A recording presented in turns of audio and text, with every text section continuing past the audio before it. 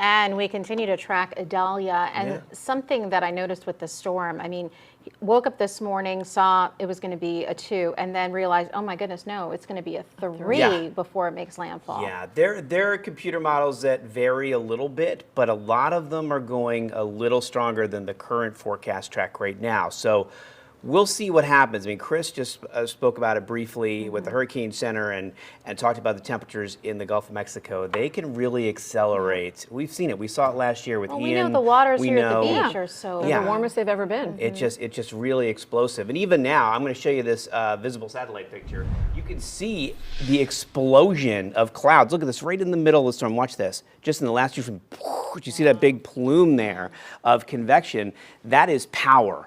Right there. That is the storm that is struggling to strengthen at the moment, but you're going to see a lot more of this kind of cloud explosion as this moves up into the Gulf of Mexico, and that's when we'll be watching that intensification. So a very dangerous situation, but one that we're monitoring carefully for you, and we're going to keep you up to date.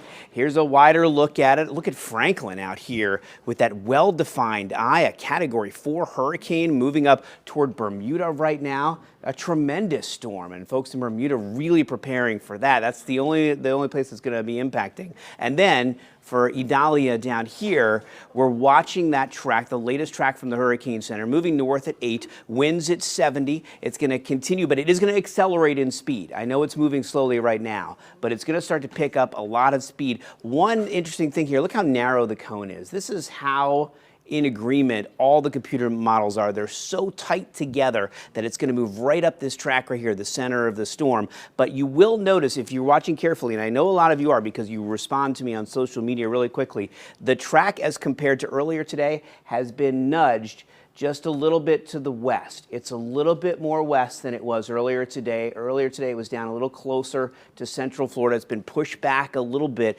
based on some of the model consensus here, and then up it goes as a Cat 1 after being a Cat 3, a Category 1 storm in North Florida, and then a tropical storm through Georgia and the Carolinas as we head into the end of the week. One of the biggest killers in any storm is storm surge. And I know my friend meteorologist Brooke Silverang is going to talk more about this next half hour. I just want to show you quickly current storm surge estimates, 3 to 6 foot surge down in southwestern Florida. But look at this around Cedar Key, Crystal River here, 6 to 9 to 12 feet of storm surge. You imagine standing on the beach at high tide and seeing a 12-foot wall of water just coming on in? I mean, that's how high up it would be if it hit that actual storm surge there on the way in. Mid-Florida Event Center, pretty wet there right now. We're bringing it back home to show you that today we do have some showers and storms around, unrelated to Idalia. We're getting that nice summertime moisture that's giving us afternoon showers and storms. A lot of lightning, very gusty winds here. It's starting to calm down a lot more, but as we progress into tomorrow and Idalia gets closer to us as it moves up into the Gulf, here it is over here, we start to catch some of that southerly stream from Idalia, and that starts to bring in higher chances for rain. It may be brief, but it's going to be heavy at times, and there's that slight chance because of the rotation of the storm that we could see isolated tornadic activity both tomorrow evening, overnight into Wednesday, and maybe a little bit Wednesday afternoon as the storm passes over North Florida and over toward Georgia. So we have first warning weather days, of course, for tomorrow and for Wednesday, about a 70% chance for rain both days, and then rain chances start to decrease as Idalia moves away up the southeast coast of the U.S. 50% chance for rain on Thursday, 40% Friday.